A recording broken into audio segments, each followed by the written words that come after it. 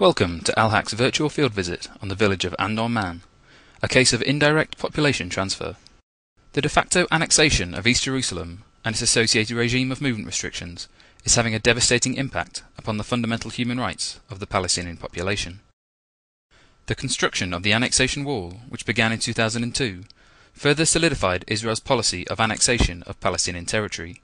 A situation was created in which illegal Israeli settlements, built on occupied land, are brought within the area west of the wall, while Palestinian communities in the area are subject to increasing restrictions aimed at encouraging or even forcing their relocation.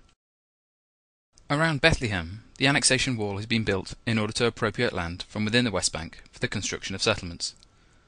The wall around Bethlehem annexes land for 10 settlements known collectively as the Gush Etzion block.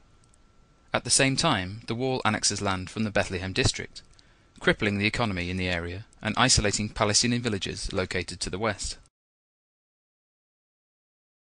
An-Nu'man, a small village to the northwest of Bethlehem, has suffered greatly from being almost completely surrounded by a combination of the wall, the settlements, and Road 398. An-Nu'man consists of one street and approximately 25 houses. It is situated just within the Jerusalem municipal boundary, shown here by the orange line.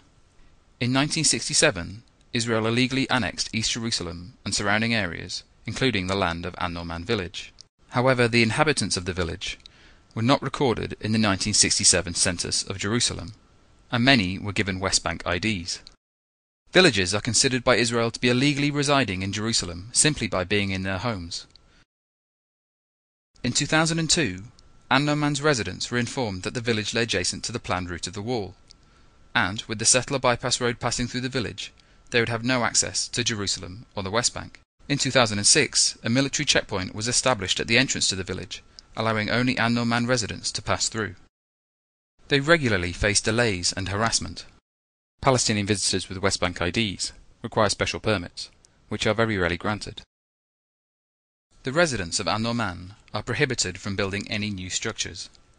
There are no shops, schools, or services in the village. Students must pass through the checkpoint to reach schools in the West Bank, and because no public transport is permitted to enter the village, students face lengthy travel delays. With no shops in An-Nu'man, residents have no alternative but to bring supplies from elsewhere. Doctors are refused access into the village, and sick people must pass through the checkpoint to reach ambulances on the other side. Owners of newly built houses are unable to obtain licenses retroactively and face steep fines and the demolition of their homes. Since no houses can be built or expanded, there is no room for family growth. Meanwhile, the nearby settlement of Har Homa, pictured here in the background, is expanding rapidly to house its 13,000 settlers. Har Homa covers 850 dunams, and Israel is planning to build an extension of 530 dunams of An-Nu'man land. It will contain 12,000 more residential units.